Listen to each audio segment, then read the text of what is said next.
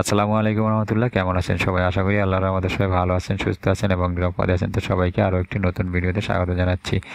যে বিষয়টা থাকছে আজকে ভিডিওতে সেটা অত্যন্ত গুরুত্বপূর্ণ প্রত্যেকটা নিবন্ধনকারীর জন্য। আগামীতে যে সকল নিবন্ধনকারীরা আসবেন তাদের জন্য এটা খুবই গুরুত্বপূর্ণ একটি বিষয়। আর সেটা হচ্ছে শিক্ষক নিয়োগের যে নারী কোটা আছে, 30% নারী কোটা, সেই নারী কোটা বাতিল সম্পর্কে।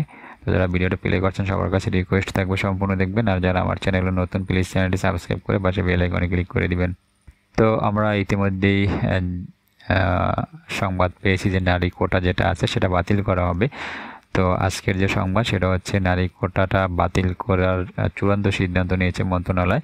যেহেতু জুলাই অভ্যুত্থানের পরে সমস্ত চাকরির যে কোটা পদ্ধতি ছিল বা কোটা ছিল সেই কোটাগুলো বাতিল করে দিয়ে মাত্র 7% কোটা রাখা হয়েছে, বাকি সমস্ত কোটা উঠিয়ে দেওয়া হয়েছে।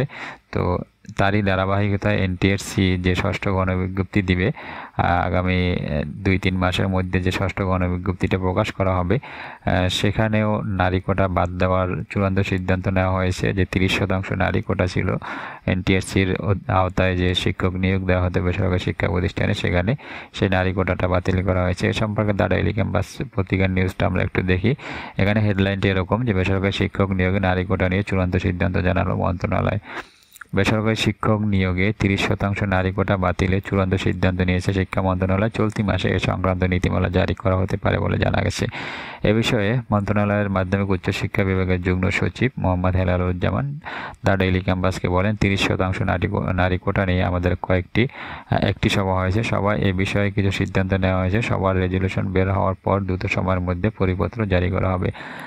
নাম অপ্রকাশিত রাখার শর্তে মাধ্যমিক উচ্চ শিক্ষা বিভাগের এক কর্মকর্তা বলেন, গত রোববার বেসরকারি শিক্ষক নিয়োগে 30% নারী কোটা বাতিলের সিদ্ধান্ত চূড়ান্ত করা হয়েছে। এখন শুধু পরিপত্র জারি করা বাকি আছে। সবার রেজুলেশন বের হওয়ার পর পরিপত্র জারি করা হতে পারে। চলতি মাসে পরিপত্র জারি করা সম্ভব না হলে আগামী জুন মাসে পরিপত্র জারি করা হবে। তো এই যে 30% নারী কোটা ছিল সেটা বাতিল হচ্ছে ষষ্ঠ গণবিজ্ঞপ্তি থেকে।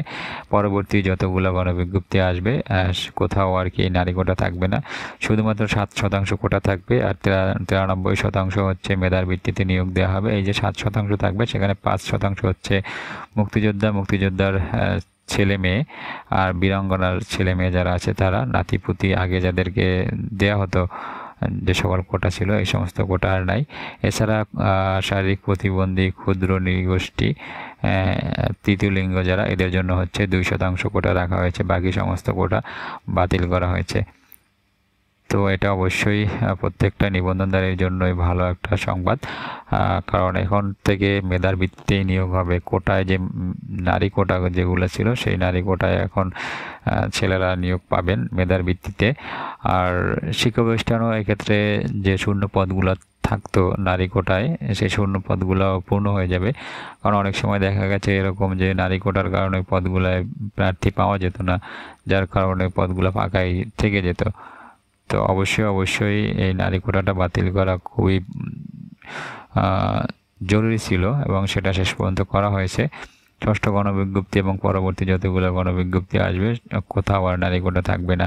তো যাই হোক সম্মানিত ভিউয়ার্স, এই ছিল আপনাদের জন্য আমার আজকের ভিডিও ভালো লাগলে লাইক কমেন্ট শেয়ার করবেন। সবাই ভালো থাকবেন, সুস্থ থাকবেন এবং নিরাপদে থাকবেন এই প্রত্যাশা। আল্লাহ হাফেজ।